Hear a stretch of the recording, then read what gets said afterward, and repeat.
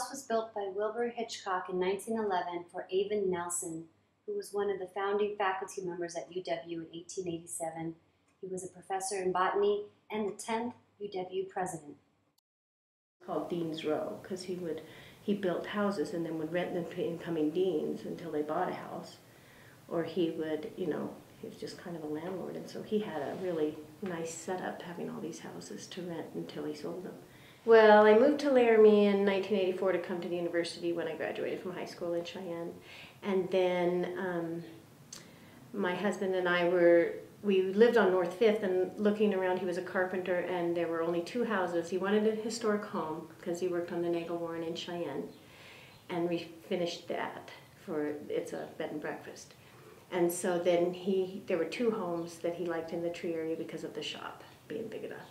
And this came on the market, and we walked in, and I said, "Oh, I guess we're going to buy that house." Say it's an arts and crafts style home.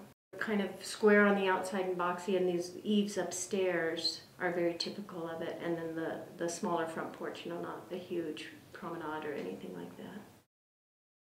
Aven Nelson rented it out and then sold it to a family named Johnson who had a ranch in Centennial, so this was their home in town.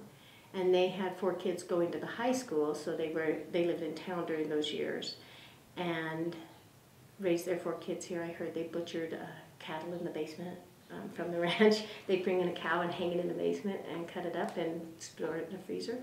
And then that Johnson family sold it to his nephew, so another family of Johnsons. That's the one with the 4 kids. And then us. So 4 owners. The siding, I'm pretty sure, is original, and we've just painted it. We scraped it down and filled it and painted it, and the foundation is still the stone that they used. And I think it was a leftover block from the buildings on campus. The woodwork is original and still not painted, and the floors we uncovered are still the fir floor. That's not really hardwood. It's pretty soft, but it's still very pretty. I want a typical color for an arts and crafts home built in 1912. And so they gave me a few, and we just kind of picked this one. Most of them were darker colors with darker trim, and 3 or sometimes even more colors, so we used 3. We had a fire in probably 2003 in the bathroom eave upstairs in the back, the southern eave, and it burned out that whole bathroom because each of the eaves is a room. But because of the construction and because of the thick strength of the plaster, the fire, even though the bathroom door was open, was completely contained to the bathroom, and it burned itself out. And we had a bit of smoke damage out around in the eaves upstairs, but not much.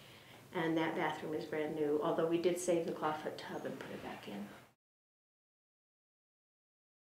I did find a buffalo nickel with like 1909 or 1910 on it, so it must have been a new one maybe. I thought, oh, some worker was working on the foundation and dropped this nickel out of his pocket, because I found it in the garden while I was digging right outside here. And that was pretty cool. And so you really couldn't build this house again these days. Just finding the materials would just about be impossible.